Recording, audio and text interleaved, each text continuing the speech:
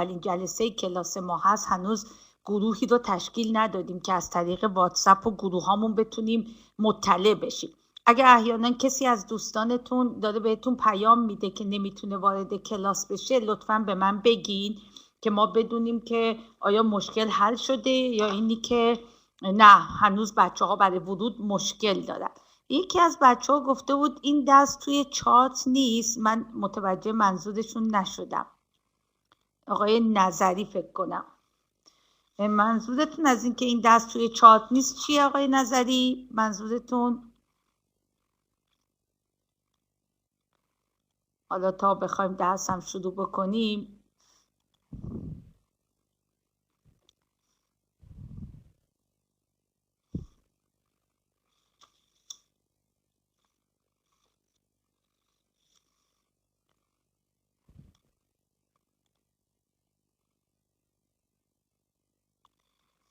بله، این درس جزو دروس هوش مصنوعی ارشده، اما دروسی هستش که تازه مسبب شده، یعنی شاید 2-3 سال هستش این درس داره ارائه میشه. در نتیجه اگه توی کتابچه خود وزارت علوم نگاه بکنید جزو سیلابس‌های وزارت علوم نیست، چون به روزرسانی نشده اون سیلابس. با توجه به اینکه این درس یه درسی هستش که خیلی در واقع در دنیای هوش مصنوعی داره ازش استفاده میشه و کاربرد زیادی داره، الان تقریبا فکر کنم یه 3 سالی هستش که ما این درس رو مصوب کردیم، تصویب کردیم، شورای طرح و برنامه‌ریزی آموزشی موافقت کرده و این رو جزو دروس در واقع هوش مصنوعی آوردیم. بله، اون چارت قدیمی. هر چند وقت یه بار در واقع ما دروس رو بازنگری میکنیم. تو دنیای کامپیوتر، مخصوصا تو دنیای هوش مصنوعی، مطالب جدید میاد و محققین ریسرچ های جدیدی توی دومین های جدید دارن انجام میدن. با توجه به اون ما یه سری درس های جدیدی رو ایجاد میکنیم، مثل دیپ لرنینگ. الان دیپ لرنینگ هم اگر نگاه کنید شاید تو سیلابس قدیمی وزارت علوم نیست، ولی خیلی از دانشگاه ها دارن درس میدن. خانم ناینی مشکل دارن. بله متاسفانه. خیلی ممنون آقای صادقی. پس یعنی هنوز همین مشکل رفع نشده. برای همین من بر اساس تعداد بچه‌های کلاس در واقع دارم این حدس رو میزنم که از صبح این مشکل رو داریم و با وجود که خیلی هم همکارا دارن تلاش میکنن هی مشکل حل میشه دوباره. بنابراین فکر میکنم یک کمی باید صبر بکنیم تا مطمئن بشیم که همه میتونن وارد بشن. حالا حداقل خانم ناینی رو متوجه شدیم هر وقت ایشون وارد کلاس بشن یعنی اینکه مشکلشون حل شده. خب ما این ترم توی کلاسمون یه دانشجوهای خیلی زیادی رو از دانشکده نقشه برداری داریم. خیلی هم خوشحال هستیم که از دانشکده نقشه برداری میان تو کلاس من خودم برای دانشکده نقشه برداری برای چند تا از دانشجوها داور هستم به عنوان ارزیاب، مخصوصا پروژه های دکترا، چون خیلی اونجا داره روی سیستم های توصیه گر کار میشه و با همکارامون تو دانشکده نقشه برداری این همکاری رو داریم. اگر از بچهای نقشه برداری الان کسی تو کلاس من هست که فکر میکنم دانشجو دکترا هستن، استاد راهنماشونم اگر برای من بنویسن ممنون میشم.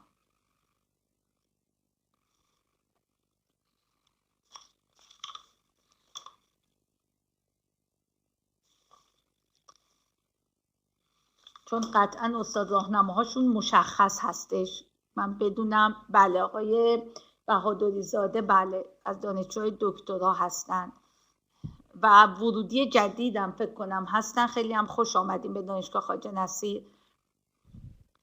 آقای دکتر ملک هستن. بله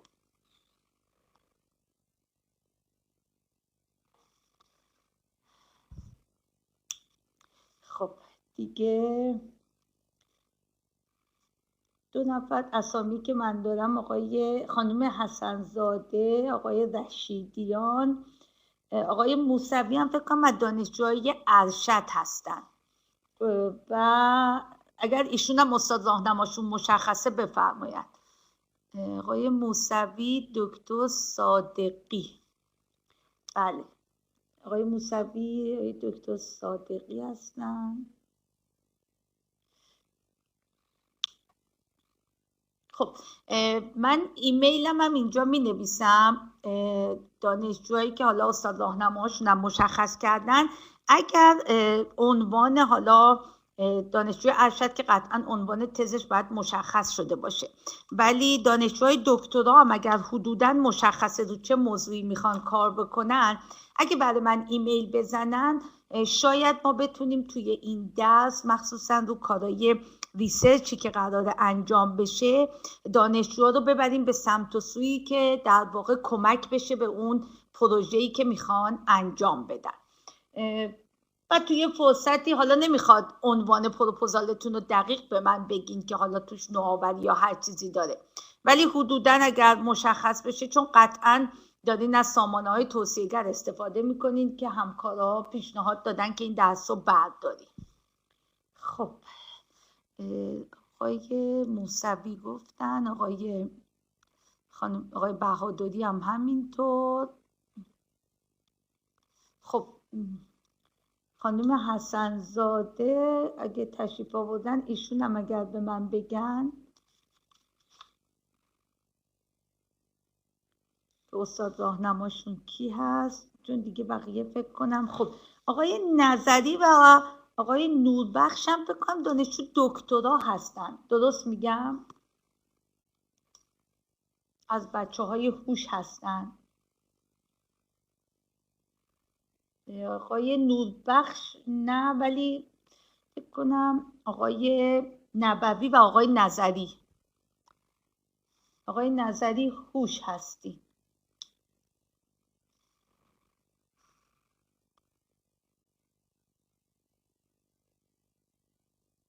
خانم حسنزادم ارشد هستین شما، پس یعنی شما هم مثل آقای موسوی دکتر صادقی هستن، درسته؟ هر دو با یک نفر هستین.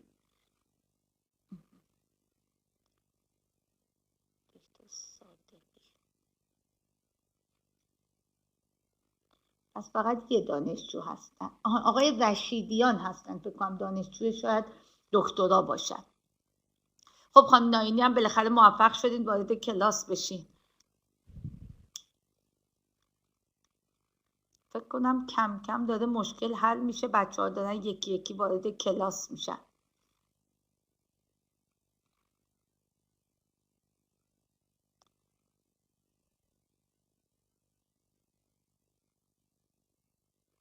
بله متاسفانه آقای رضایی این مشکل از صبح توی سرورها وجود داشته و بچه‌ها همه در حال تلاش هستن برای وارد شدن به کلاس ها.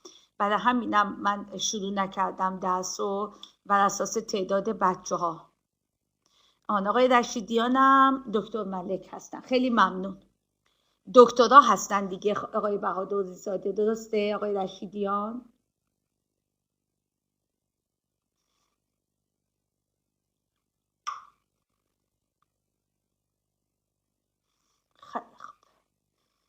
خب فعلا بچه‌هایی که داخل کلاسمون هستن 19 نفره، ما باید 23 نفر باشیم. امیدوارم اون 3 نفر مشکل نداشته باشن برای ورودشون. اگه بدونیم همه بچه‌هایی که میخواستن وارد بشن وارد شدن، من شروع میکنم درسو.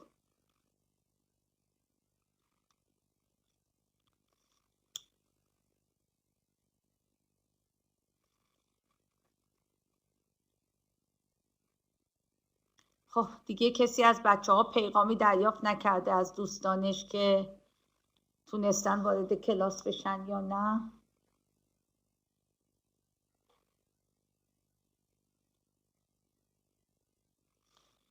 خب یه چند دقیقه دیگه صبر میکنی. آقای رشیدیان دچار مشکل شدن. خب صبر کنیم ایشون هم انشالله وارد بتونن بشن.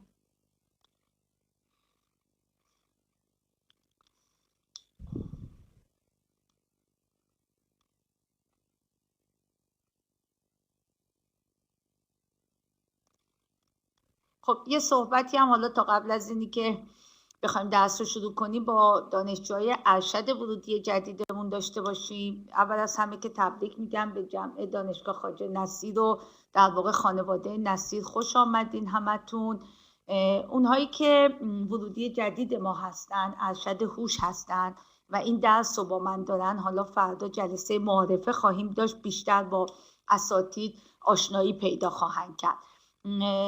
بچه هایی که تمایل دارن به اینی که من استاد راهنماشون باشم، خیلی زودتر با من ارتباط برقرار کنن، مخصوصا کسایی که توی این کلاس هستن، به خاطر اینی که من در واقع پروژه ها رو در واقع برای سیستم های توصیه گر میخوام براشون تعریف بکنم و مثل دانشجوهای نقشه برداری که گفتم، هرچی زودتر عنوان کارشون مشخص بشه، من کار ریسرچشون رو به سمت و سوی میبرم که کمک باشه برای پایان نامشون.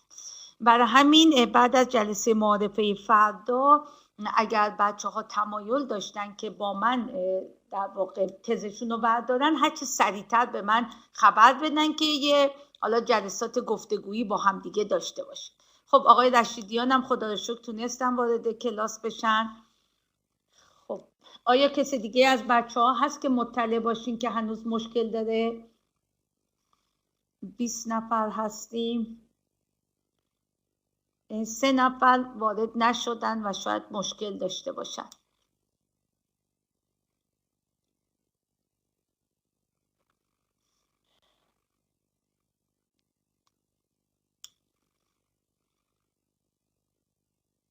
آن گروه دارین؟ خب بچه های ورودی جدید هستین که گروه دارین دیگه.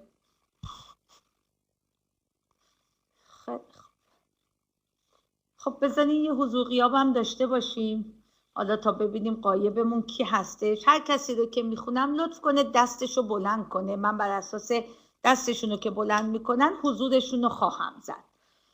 بهادری زاده، بله تشریف دارن. حسن زاده، بله تشریف دارن. حسینی، بله. رشیدیان، بله. صادقی، بله. علمی، بله. غفاری، بله. محمدی،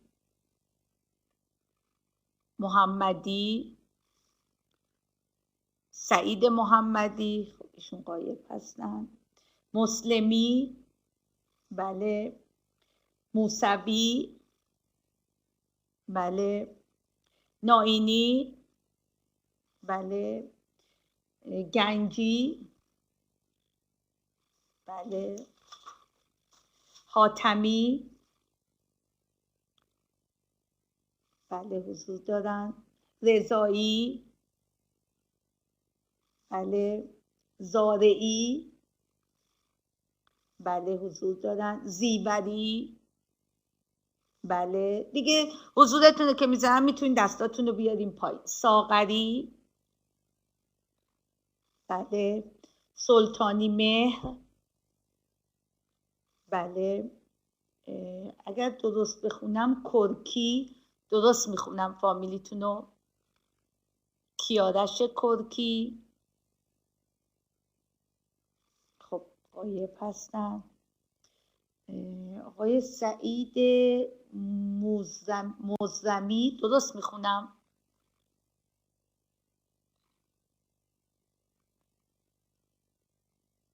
موزرمی، درسته؟ موزرمی درسته. پس عذرخواهی میکنم اگر اشتباه خوندم اسمتون رو. نبوی،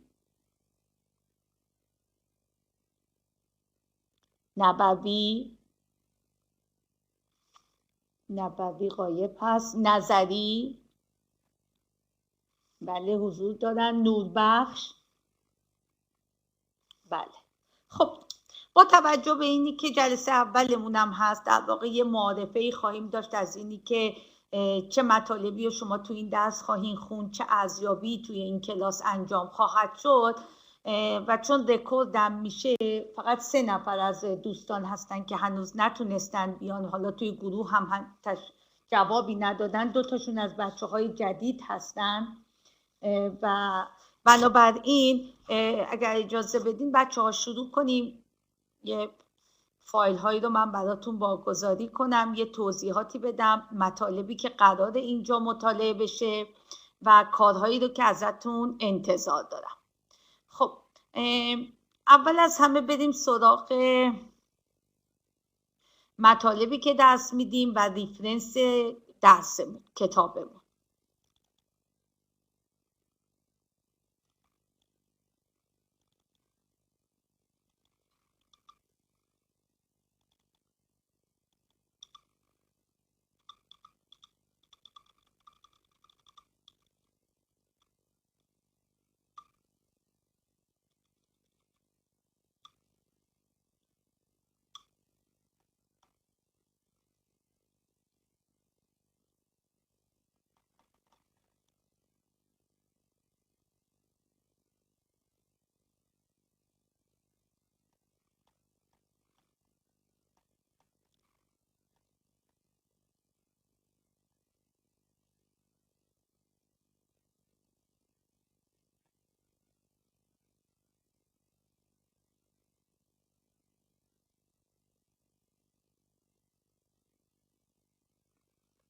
خب اجازه بدین من فهرست مطالبتون و ریفرنس رو براتون واگذاری کنم.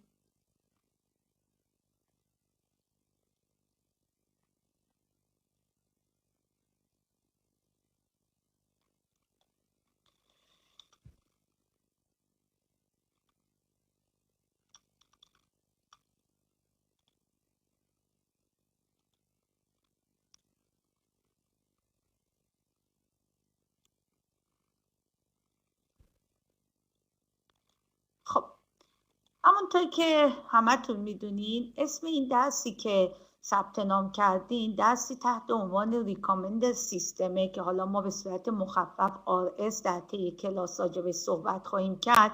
بهش سیستم های توصیه‌گر یا سیستم های پیشنهاد دهنده هم میگن. خب ما ابتدای تعریفی از سیستم های توصیه‌گر خواهیم داشت. اگر بخوام الان یه تعریف کوچیکی بکنم تا باهاش آشنایی پیدا کنید، سیستم های توصیه‌گر در واقع هدفشون اینه که بیان به افراد توصیه هایی رو انجام بدن که منطبق با سلیقه و علایق اون افراد هست. خب همینطور که از اسمش پیداست، پس هر کجا که شما در واقع با کاربرایی سر و کار دارین که این کاربرها در داخل سیستمتون یه سری تراکنش ها یا یه سری ترانزکشن ها دارن انجام میدن که حالا این تراکنش ها میتونه هر چیزی باشه، مثلا سایت نتفلیکس که شما یه فیلمی رو تماشا میکنید، میتونه یوتیوب باشه یک ویدیویی رو میبینید، میتونه در واقع یه سایتی مثل آمازون باشه و برین ازش خرید کنید، یا دیجیکالا که میدین خرید میکنید. پس در واقع اون خریدی که انجام میدین، اون فیلمی که میبینین، اون سایت موزیک مثلا لست اف ام هست یا رادیو جوان موزیک گوش میدین، همه اینها اون تراکنش ها یا اون ترانزکشن هایی هستش که شما به عنوان کاربر تو سیستم یا تو اون سامانه خاص دارین انجام میدین. هدف سیستم توصیه‌گر اینه که بتونه بر اساس اون عملکردی که شما داشتین یا اون انتخاب هایی که حالا داشتین، ساده شو بگم، ساده ترین حالتش، بیاد سلیقه شما رو استخراج بکنه و منطبق با سلیقه شما به شما یه سری توصیه ها یا یه سری پیشنهادات بده. خب یه سری موزیک گوش دادین، سیستم توصیه‌گر متوجه شده که موزیکی که شما دوست داشتین یا گوش دادین سبک پاپ داره. پس همینی که متوجه میشه سبک پاپ دوست دارین، سعی میکنه توصیه های فیلم های موزیک های جدیدی رو که در سبک پاپ هستن رو به شما پیشنهاد بده. برای همین امروزه این سیستم های توصیه‌گر به شدت در حال استفاده هست. به چه دلیل؟ به همون دلیلی که استفاده روزمره از سایت های خرید اینترنتی داره روز به روز افزایش پیدا میکنه و حتی ایجاد شبکه های اجتماعی.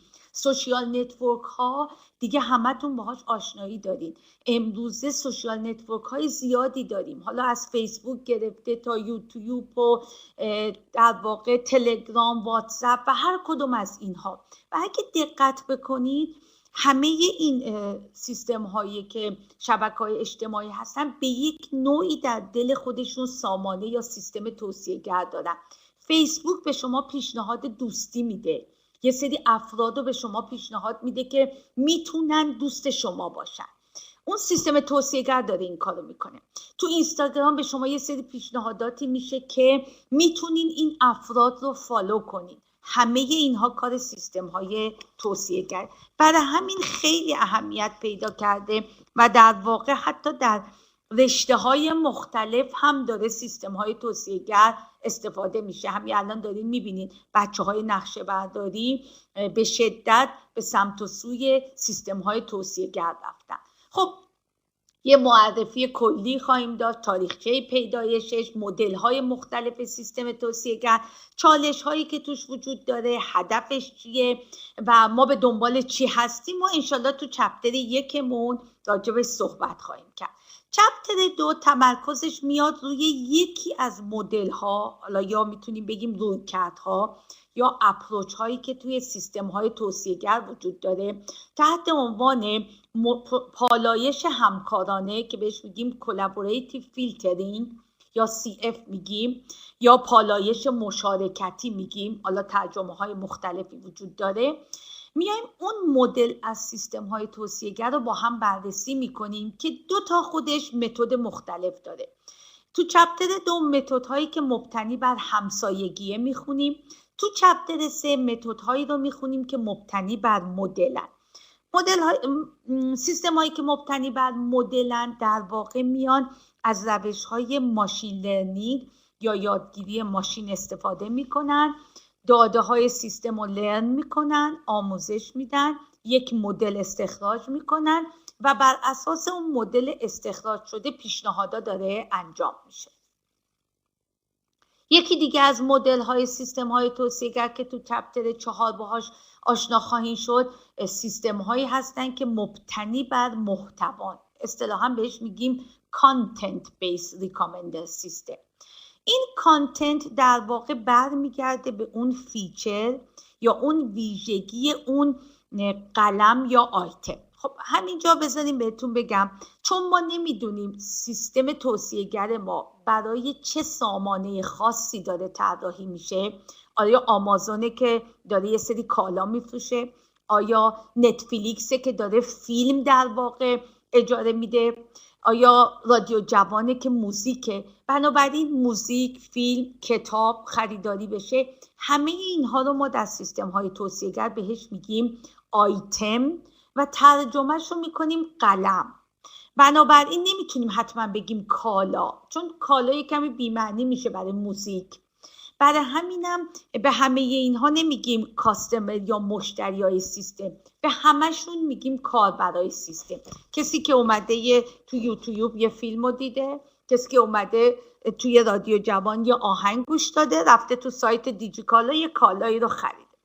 پس کانتنت در واقع برمیگرده به ویژگی ها، فیچر ها، اتریبیوت های اون آیتم یا اون قلمی که توی سامانه توصیه‌گر ما وجود داره.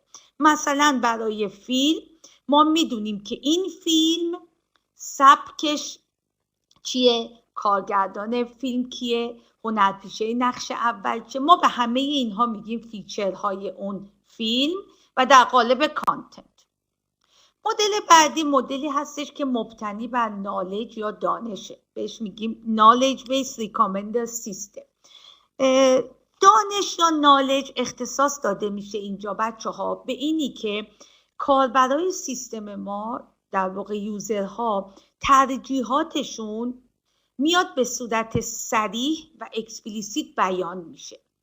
مثلا چی؟ شما میخواین برین یه خونه بخرین، به صورت اکسپلیسیت میاین میگین که خونه‌تون میخواین چی باشه، چند تا اتاق خواب داشته باشه، آسانسور داشته باشه، پارکینگ داشته باشه، تو کدوم منطقه باشه. یعنی کاربر میاد خودش میگه من چی میخوام. بنابراین اون سلیقه یا علایق کاربر نیاز نیست حتما استخراج بشه، خود کاربر داره میگه من به دنبال چیم. اون سیستم هایی هستش که مبتنی بر نالج هستش. خب آقای کورکی، اگر اسمتون اشتباه نخونم، فکر کنم تازه وارد کلاس ما شدین چون حضور غیاب کردم. درست میخونم اسمتون رو؟ کورکی هستش. شما مشکل ورود داشتین به کلاس؟ خب ما ثبت کردیم خیلی، ولی چون رکورد میشد گفتیم که بعداً 2-3 تا بیشتر غایب نداشتیم، اون 2-3 نفر بعداً میتونن گوش بدن. خب مدل ششممون در واقع چپتر 6مون باز تمرکزش روی سیستم های توصیه‌گر ترکیبیه یا هیبرید هست. یعنی میاد از هر کدوم از اون رویکردهایی که تا الان راجع به صحبت کردیم ادغام میکنه، چون تو هر فصلی ما نقاط قوت و ضعف هر کدوم از اون مدل ها رو با هم بررسی میکنیم. سیستم های ترکیبی میان در واقع برای افزایش اون نقاط قوت، پوشش اون نقاط ضعف ترکیب میکنن. خب ما در واقع تا اینجا با رویکردها، مدل‌های مختلف RS یا ریکامندد سیستم ها آشنا میشیم. توی چپتر 7 حالا میایم میبینیم خب سیستم های توصیه‌گر رو چجوری باید ارزیابی بکنیم.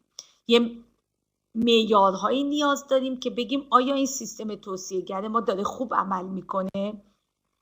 اگر سامانه توصیه‌گری که داره طراحی میشه ارزیابی بشه و عملکرد خوبی داشته باشه، 2 تا حسن خیلی بزرگ داره. یکی اینی که باعث افزایش فروش میشه تو سایت های خریدهای اینترنتی.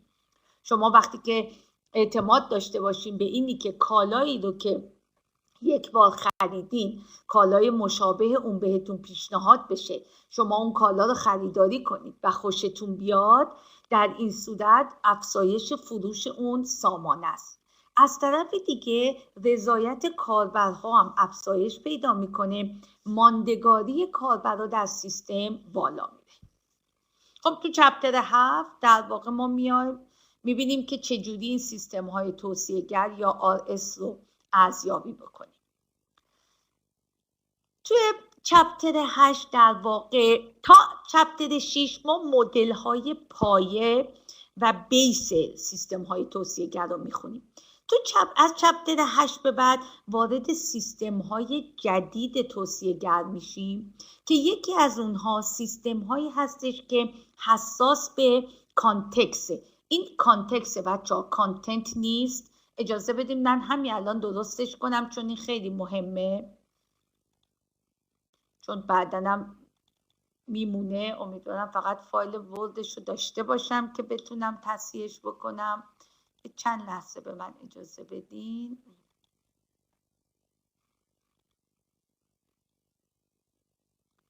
بله خوشبختانه فایل وردش رو دست نزدم، دیلیت نکردم.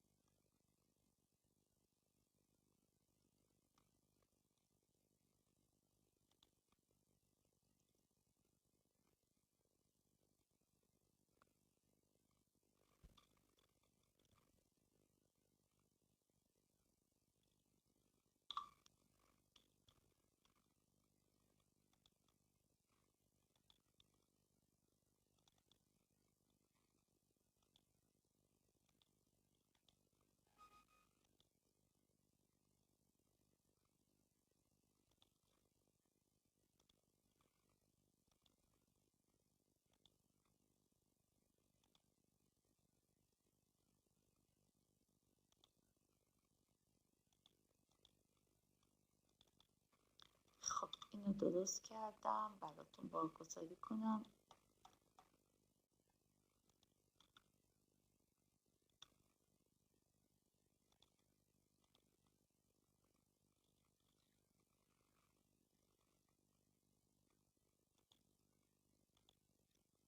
خب توی چپتر 8 در واقع مدل کانتکست رو میبینیم. اصطلاحاً میگیم سیستم های توصیه‌گری که حساس به زمینن. این چپتر 8 در واقع مورد توجه بیشتر بچه‌های نقشه برداری خواهد بود، به عنوان اینی که میان میگن توی این مدل های پایه و مرسومی که تا الان خوندی، اگر بیای یه سری اطلاعات اضافی رو هم در نظر بگیری که به اون اطلاعات اضافی در واقع کانتکست میگیم. ما توی کامپیوتر کانتکست رو زمینه ترجمه میکنیم، بچه‌های نقشه برداری به اینا میگن بافت. در واقع یه سری اطلاعات کانتکسی دارین که اون اطلاعات به شما کمک میکنه در کنار تراکنش هایی که کاربرا انجام دادن تا دقت سیستم های توصیه‌گرتون افزایش پیدا بکنه. یکی از این کانتکست ها میتونه زمان یا لوکیشن و مکان باشه که تایم در واقع زمانی هستش که شما یه تراکنشی رو انجام دادید، اون تاثیر میذاره روی سیستم توصیه‌گر شما. یا لوکیشن بسته به موقعیت مکانیتون توصیه های سیستم متفاوت میشه. برای سیستم هایی که توریستی هستش که این هم باز هم مورد توجه بچه های نقشه برداری هستش، یا فکر کنم یکی از بچه های داخل کلاس هم رشتهش عمران بوده که حالا هوش مصنوعی قبول شده، در واقع اونجا با استفاده از اطلاعات لوکیشنی که از کاربرای سیستم داریم میتونیم بیایم بهشون یه سری نقاطی رو برای بازدید به توریستا پیش بینی و توسعه کنیم. یعنی همون POI ها یا پوینت آف اینترست هاشون رو میتونه سامانه های توصیه‌گر بر اساس لوکیشنی که کاربر قرار گرفته انجام بده. و توی برای توریست ها هم همینطور هستش. مثلا ما میتونیم بسته به لوکیشنی که الان قرار گرفتن بیایم بهشون پیشنهاد بدیم که کدوم موزه ها رو بازدید کنن، یا حتی به افراد عادی کاربرا وقتی که شما یه سرچی رو انجام میدین دنبال یه رستوران میگردین، بر اساس اینکه لوکیشنتون رو ما میتونیم از طریق GPS پیدا بکنیم، اون رستورانی رو به شما پیشنهاد میدیم که هم لحاظ موقعیت مکانیش به شما نزدیکه، هم مورد سلیقه شما هست. پس بنابراین تایم و لوکیشن به عنوان دو تا اطلاعاتی که تحت عنوان کانتکست میاد در کنار سیستم های توصیه‌گر قرار میگیره، میتونه در واقع پیشنهادات رو به این کاربرای سیستممون بده. خب آقای بهادری زاده، ما در واقع گروهی رو که قرار تشکیل بدیم که مختص کلاس سیستم توصیه‌گرمون باشه، همیشه از بچه ها میخوایم اگر کسی نمایندگی رو انتخاب میکنه به عنوان نماینده یک گروهی رو فقط از بچه هایی که داخل کلاسمون هستن تشکیل بده و عضو اون گروه خواهیم شد، که حالا تو قسمت انتهای کلاس این رو خواهم گفت. بنابراین هر کدوم از بچه هایی که تمایل به این داشته باشن که به عنوان نماینده برای این گروه باشن که با من هم یه لینکی برقرار خواهند کرد، من هر اطلاع رسانی که لازم باشه به اون نماینده کلاس میگم و اون نماینده کلاس توی گروه، حتی اگه یه موقعی مشکلی باشه نتونیم کلاس رو تشکیل بدیم، درسته که تو سامانه درس میتونیم و اخبار براتون بارگذاری کنیم، ولی معمولا کمتر کسی سراغ در واقع این سامانه درس میده، ولی گوشیاتون همیشه واتساپتون رو چک میکنین یا تلگرامتون رو. گروه ها کی زده؟ آقای صادقی زدن گروه ها. آقای صادقی تشریف دارن؟ الان جزو بچه های کلاس. آقای صادقی اگه تشریف دارن دستشون رو بلند کنن. خب آقای فرشی، آقای صادقی دانشجوی خود من هم هستن. خب آقای صادقی اگر گروه به عنوان نماینده این کلاس میخواین در واقع همکاری بکنید، پس همینجا اون گروهتون رو، اسم گروهتون رو حالا یا تو تلگرام یا واتساپ بنویسید که بچه ها عضو بشن. شما فقط گروه هم تو تشکیل داده بودید. خب اگر کسی دیگه بچه ها تمایل به نمایندگی داره دستشو بلند کنه و یه گروهی رو ایجاد بکنه، همین الان اسم گروه رو بگه و بچه ها عضو اون گروه بشن. واتساپ بهتره به خاطر اینکه تلگرام معمولا VPN باید داشته باشیم. من خودم شخصا چون تلگرامم کار نمیکنه همیشه از طریق واتساپ با بچه ها در ارتباطم. حالا تا آخر جلسه فکر کنید، اگر کسی نمایندگی کلاس رو قبول کرد که یه گروه رو تشکیل بده، لینکش رو اینجا بذاره، بقیه بچه ها عضو بشن، بعد تلفنش رو برای من ارسال میکنه، من هم با نماینده از طریق واتساپ در ارتباط خواهم بود.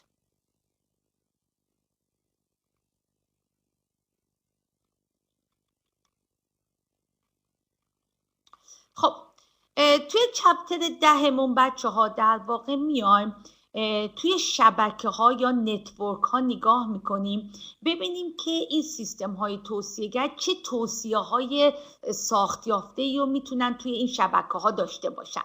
همینجا دقت بکنن بچه های نقشه برداری، شبکه های اجتماعی مکان مبنا براتون وجود داره که در واقع یک جوری این چپتر 10 هم به شما کمک میکنه که اون شبکه های اجتماعی مکان مبنا در واقع چه چیزهایی رو میتونه توصیه بکنه به کاربرای سیستمش.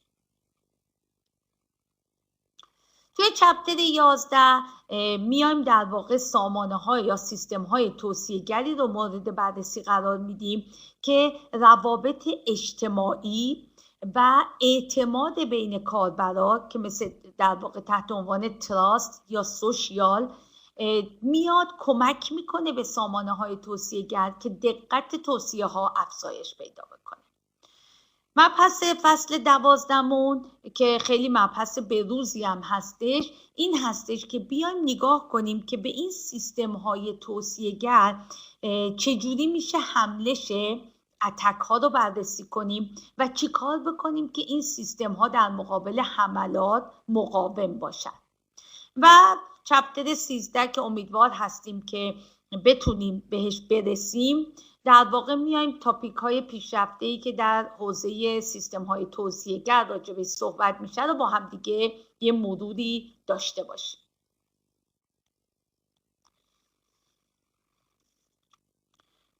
خب آقای نبوی اگه تشریف آوردن دستشون رو بلند کنن و آقای محمدی، دوتا غایبی که داشتیم اگر اومدن در واقع به من اعلام کنن که اومدن. پس انشالله که ما بتونیم این 13 فصل اگرم نه حداقل 12 فصل رو بتونیم پوشش بدیم. مطالب هر فصل خیلی زیاده بچه ها، من سعی میکنم اون مطالب بیس و پایه رو تو هر فصلی براتون تدریس بکنم و اون قسمت هایی که ادوانس هست و پیشرفته است رو بذارم برای بچه هایی که میخوان اصلا توی این حوزه پروژه داشته باشن. اگر نکته سوالی دارین بچه ها در رابطه با این محتوا بفرمایید.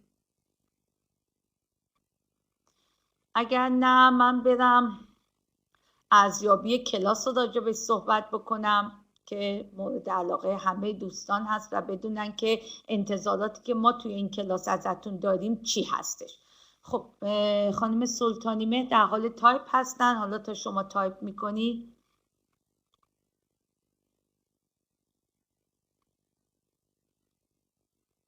بله در حوزه سلامت هم کاربرد داره. بله توی حوزه های سلامت کاربردهای خیلی زیادی دارن در جاهای مختلف.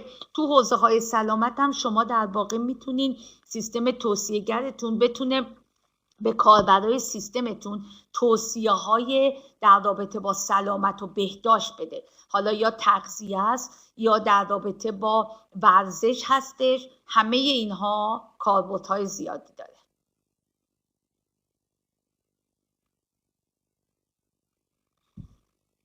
حتی در سایت های ورزشی هم سامانه های توصیه‌گر میتونن به ورزشکارا پیشنهاد یه سری برنامه های بدنسازی بدن، در کنارش برنامه های تغذیه، روند عملکرد ورزشکارا رو زیر نظر دارن و با توجه به اتفاقاتی که میفته میتونن پیشنهاداتی بدن که بهبود بخشیده بشه. این هم یکی از تاپیک هایی که امروز خیلی روش داره کار میشه، هم تو حوزه سلامت هم تو حوزه ورزش.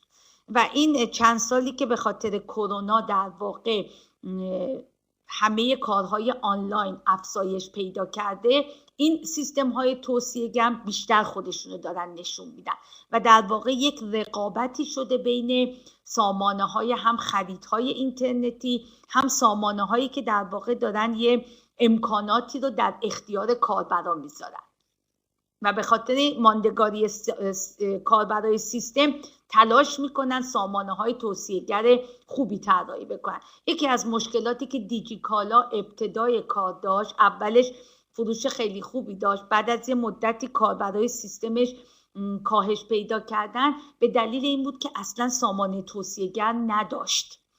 الان داده روش کار میشه ولی سامانه های توصیه‌گری که توی دیجیکالا هست به اون اندازه مثل آمازون عملکرد خوبی ندارن، هنوز نتونستن جذب کنن کاربرا رو و نگهداری کاربرا در واقع توی سامانه‌شون هنوز دچار مشکله.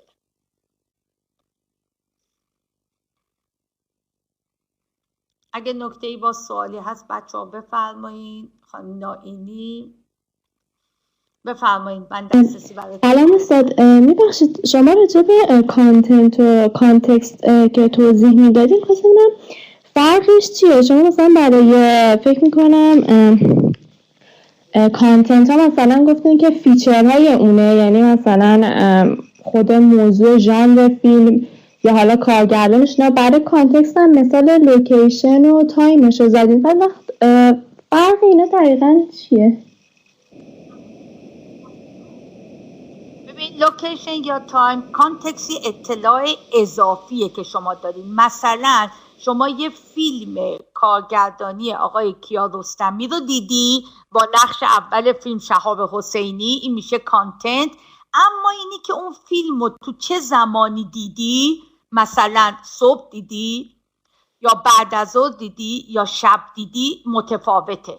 بعضی از فیلم ها بهتره که شب دیده بشن، بعضی از فیلم ها صبح دیده بشن.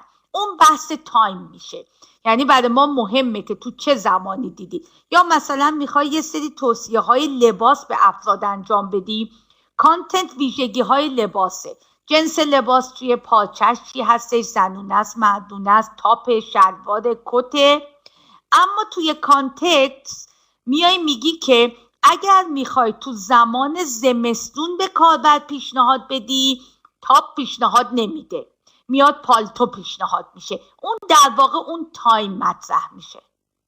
یا لوکیشن مثلا برای رستوران ها هستش که رستورانی که میخوای پیشنهاد بدی، کاربری که داره با گوشی سرچ میکنه اول میفهمی که کاربر کجا قرار گرفته. مثلا فرض کن توی ستخندانه دنبال یه رستوران پیتزایی میگرده، شما میای اولین جایی که نزدیک به ستخندان رو بهش توصیه میکنی، نمیای مثلا یه رستورانی که تو شهرک غربه که مسافت طولانیه بهش پیشنهاد بدی. این میشه تایم و لوکیشن. خیلی ممنون. خواهش میکنم. حالا تو چپترهای خودشون بیشتر مطالعه میکنیم، باز بهتر متوجه میشیم.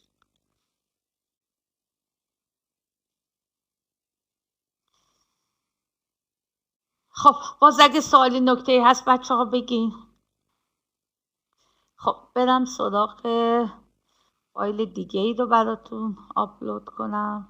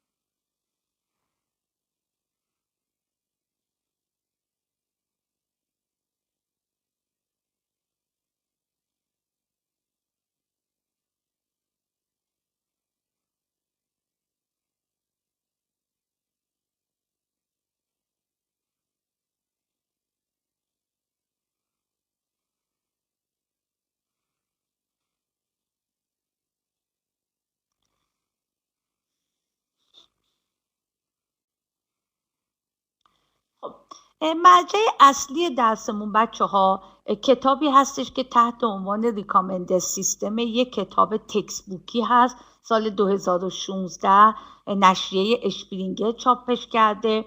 این درس ریکامندد سیستم در واقع در جاهای مختلف دنیا در حال تدریسه و این مرجع بسیار خوبی هست. ما هم در واقع تمام اون چپترهایی که قراره به شما درس بدیم از همین مرجع اصلیه که حالا PDF رو توی سایت براتون واگذاری میکنیم. اما در کنار این یک کتاب اصلی هوش مصنوعی هستش که مال آقای راسل و نوروینگه که اگر کسانی که اطلاعاتی در رابطه با هوش مصنوعی نداشته باشن یا درس رو نگذرونده باشن میتونن ازش استفاده کنن. کتاب دوم در واقع و سوم در رابطه با بحث‌های شبکه‌های اجتماعی یا سوشیال نتورک هستش. 2 تا کتابی هستش که در واقع اشپرینگر تو سال 2010 در واقع یکیش به صورت هندبوکه و یکیش هم در واقع ابزارها و ترندها و ریسرچ هایی که توی شبکه‌های اجتماعی هستش و راجبش صحبت میکنه. خب بریم سر ارزیابی کلاس. انتظاراتی که از شما داریم و کارهایی که باید توی کلاس برای این درس انجام بشه.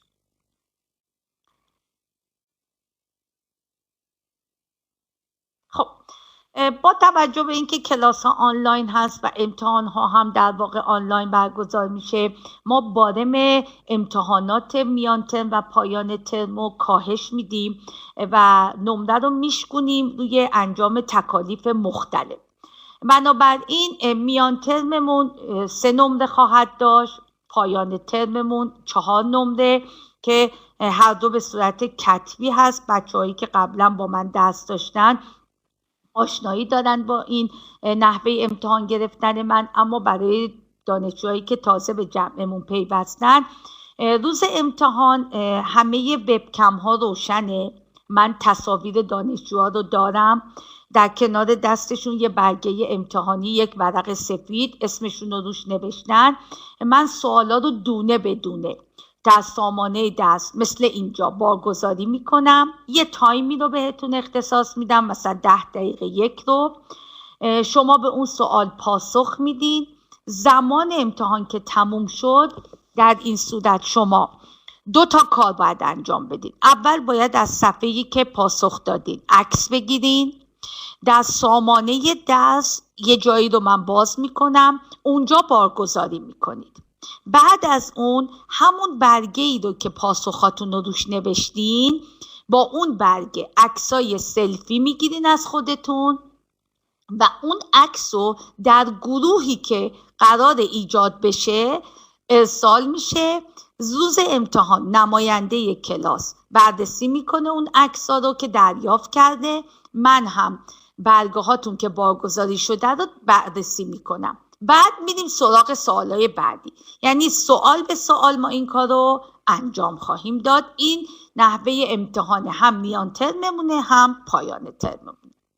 خب یه سری سوالات هم شفاهی ممکنه از فصلهای کتاب پرسیده بشه که این سوالات شفاهی که ما از فصلها میپرسیم در حین تدریسمون این سوالا ممکنه پرسیده بشه و معمولاً هم هر وقت که یه فصلی تموم بشه و من اسلایدهای اون فصل رو بارگذاری بکنم، در این صورت از اون جلسه بعدی ممکن هست شروع کنم به پرسش و پاسخ و خیلی رندوم و تصادفی اسم چند نفر رو صدا کنم، میکروفونش رو باید فعال کنه و به سوال من باید پاسخ بده. حالا یه موقع هم هست ممکنه اصلا یک تایمی رو مشخص کنم که بگم بچه‌ها فلان روز میخوام سوالای شفاهی بپرسم، ولی همتون باید آمادگی اینو داشته باشید که هر جلسه مطالب جلسه قبل برای خودتون مرور شده باشه و من ممکن ازتون سوال بپرسم که 2 نمره رو برای این اختصاص دادم.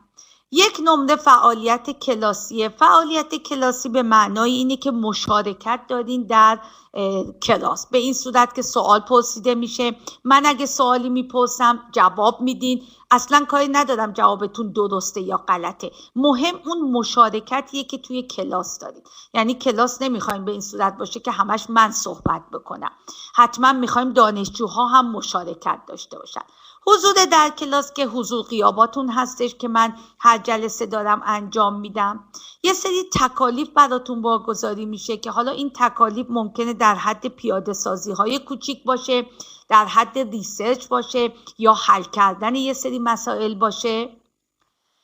سمینار و پروژه عملی داریم که این خیلی مهم هستش و در واقع هم سمینار هم پروژه عملی برای بچه‌های نقشه برداری بیشتر میده به سمت و سوی کاری که میخوان توی پروژه های تزشون انجام بدن، تز ارشد یا دکتراشون.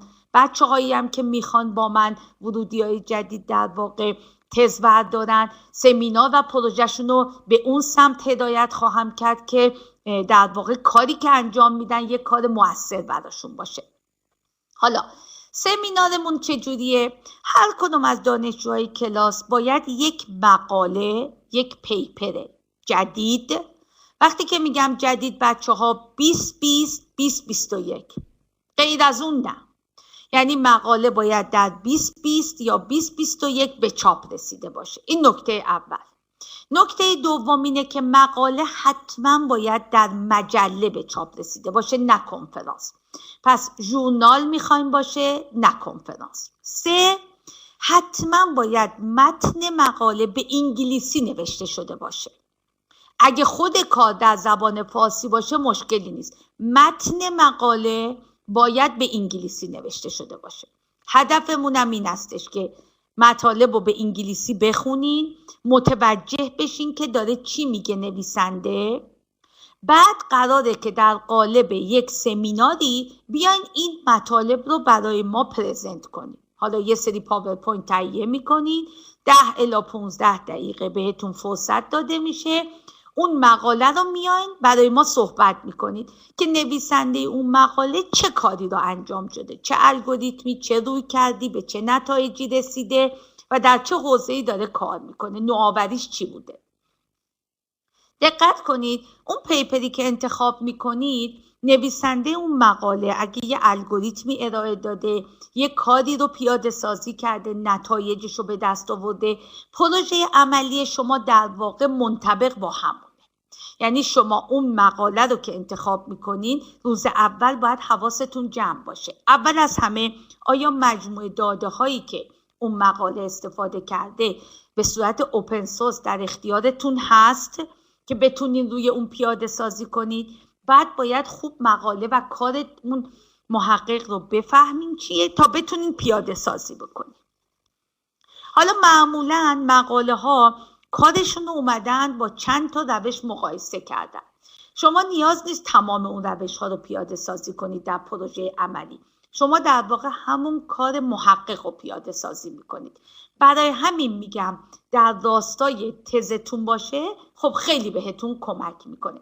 پیشنهادم به بچه‌های نقشه برداری اینه که توی موضوعاتی که به شبکه‌های اجتماعی مکان مبنا مرتبط میشه یا در واقع در حوزه کانتکست یا لوکیشن ریکامندر سیستم ها دنبال مقاله بگردن که به درد کارشون بخوره.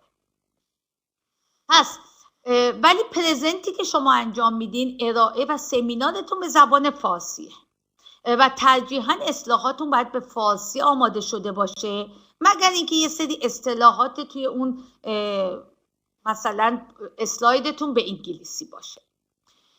تحویل سمیناراتون بچه ها تو هفته های پایانی کلاسه. یعنی معمولا ما 2 هفته پایان ترمو با یک جدول زمانبندی اختصاص میدیم به سمینارها. پروژه عملیتون معمولا آخرین روزی که امتحانها برگزار میشه، نه امتحانش درس شما، کلن اون بازه و تقویم آموزشی امتحانات، معمولا 3 هفته بعدش که ما فرصت دادیم نمرات رد بشه، پروژه هاتون در واقع تحویل گرفته میشه. تحویل به صورت آنلاینه. تو همین سامانه شما شیر اسکرین میکنین، کد برنامه‌تون هست، خود برنامه رو توضیح میدین و نتایجتون رو. معمولا پروژه های عملی رو دانشجوی تی من که دانشجوی دکترا هست تو زمینه ریکامندر سیستم و بخش حملات در سیستم های توصیه گر کار میکنه، اون در واقع به عهده میگیره. سمینارها رو قطعا خودم هستم. تو پروژه های عملی هم امسال ممکنه خودم هم در تحویلشون حضور داشته باشم، ولی معمولا دانشجوهای تی در واقع تحویل میگیرن. تی دستتونم خانم رضایی مهر هست، فاطمه رضایی مهر، دانشجوی دکترا که پروپوزالش هم دفاع کرده و تو حوزه اتک داره کار میکنه تو سیستم های توصیه گر، که حالا گروهی رو که تشکیل دادین خانم رضایی مهرم توی اون گروه اد میشن که اگه یه موقع مشکلی یا هر چیزی بود مثلا تو تکالیف و اینا با ایشون بتونین مشکلتون رو حل کنین یا کمکی بکنن برای پیدا کردن مقاله ها.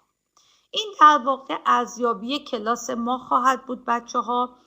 مقاله هاتون رو لازم نیست من حتما تایید بکنم.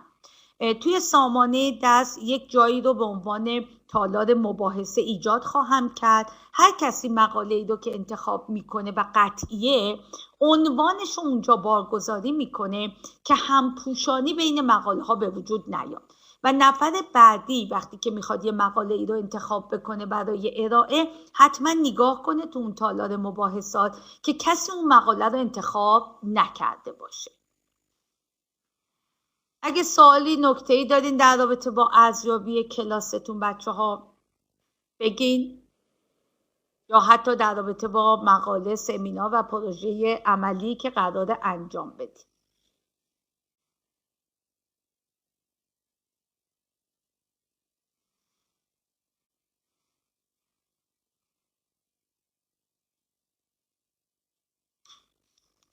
ما همچنان 2 نفر غایب رو هم داریم.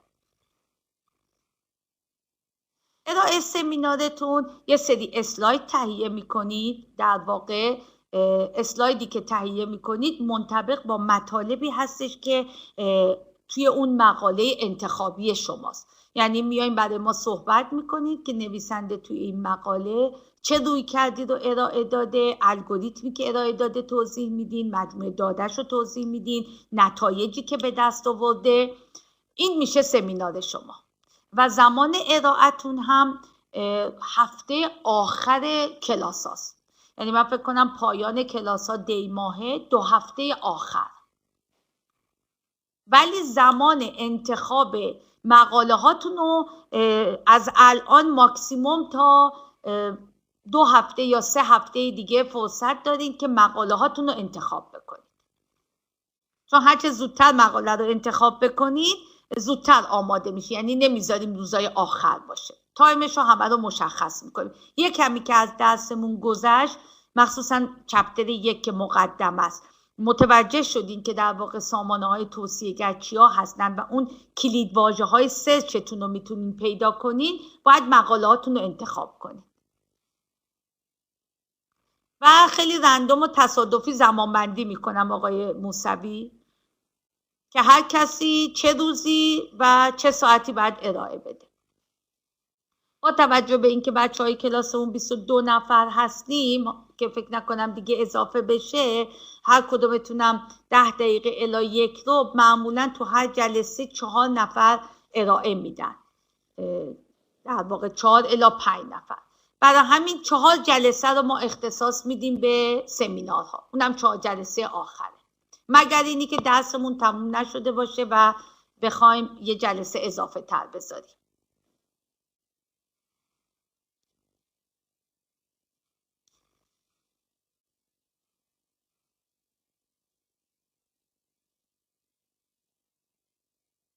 نه، سمینارها امتحان پایان ترم از اونها سوال نمیاد، ولی حضورتون در سمینارها الزامیه برای اینکه بیاین ببینین کارهای جدیدی که انجام شده و اگر سوالی دارین از دانشجوها بپرسید. ولی محتوای امتحان فقط بر اساس همون مطالبی هستش که من تدریس میکنم و اسلاید هایی که براتون بارگذاری میکنم. خواهش میکنم. خب میدونینم با توجه به اینکه شما کلاستون دیر تشکیل شده متاسفانه 3 روز در هفته کلاس خواهیم داشت به جای 2 روز، یعنی چهارشنبه ها هم کلاس هستش که تا ما بتونیم انشالله مطالب رو تا آخر ترم بتونیم براتون تموم بکنیم. خب باز نکته سوالی اگه دارین بچه ها بفرمایین. اگه نه کسی از بچه های کلاس فکر کرده برای نمایندگی که تمایل داشته باشه نماینده کلاس باشه؟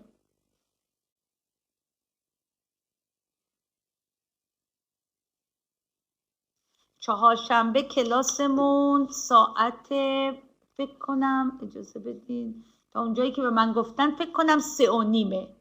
بله چهارشنبه هم کلاسمون 3:30 هست. اگر کسی نماینده نشه آقای صادقی خود شما باید نمایندگی رو قبول کنین با توجه به اینکه استاد راهنماتونم من هستم. قبلا هم عادت داشتین به این نمایندگی توی کلاس ها. گروه رو لطفاً ایجاد کنید و بچه ها رو تو گروه اد کنید. الان یه گروهی که دارین، حالا اون گروهتون تلگرامه آقای صادقی یا واتسپه؟ تلگرام یه مشکلی هم که داریم موقع امتحان بچه ها با گوشی هاشون که میخوان عکس بگیرن بعد وی پی ان هاشون رو وصل بکنن، قطع و وصلی میشه.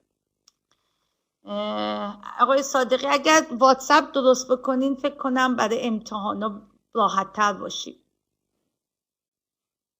خب برای جلسه دیگه بذارین اشکال نداره.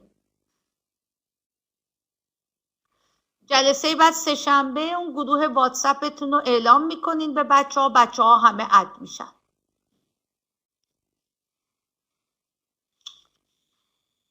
پس نماینده کلاسمونم آقای صادقی.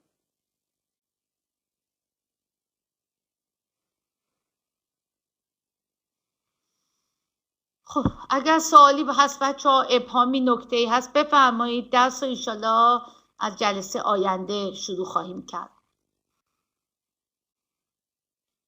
من حالا این ارزیابی‌ها و ریفرنس و کانتنت و اینها هم توی سامانه درستون واگذاری میکنم.